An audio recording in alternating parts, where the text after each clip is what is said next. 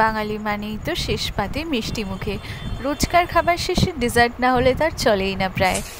চাটনির রকমারির মধ্যে আজ শেয়ার করব আমের চাটনি। প্রথমে একটা কাঁচা আম নিয়ে খুব ভালোভাবে সেটাকে গ্রেট করে জলে ধুয়ে একটা পাত্রে আলাদা করে রাখবো। এবার একটা কড়াইতে কিছুটা জল দিয়ে দেবো কিছুটা চিনি, স্বাদ মতো ইউজ করো। দিয়ে দেব সামান্য নুন। চিনির জল ফুটতে শুরু করেছে, চিনির জল খুব ভালোভাবে ফুটে গেলে দিয়ে দেব গ্রেট করে রাখা আম।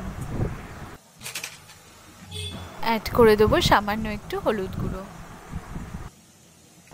খুব ভালোভাবে মিক্স করে কিছুক্ষণ ফুটতে সময় দিতে হবে। হলুদ দেওয়ার পর কালারটা একেবারে চেঞ্জ হয়ে যায়। এটা ফুটতে থাকবে, ততক্ষণে আমরা রেডি করে নেব কিছুটা কাজু আর কিশমিশ।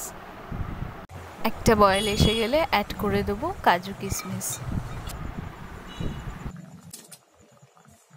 পুরোটা খুব ভালোভাবে মিক্স করে 1 থেকে 2টো বয়েল এসে গেলেই একদম রেডি হয়ে যাবে আমের চাটনি।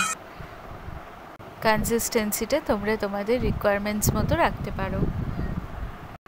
অবশ্যই ট্রাই করো রেসিপিটা, জানিও কেমন লাগলো। আর আমের চাটনি তোমাদের কার কার ফেভারিট সেটাও জানিও।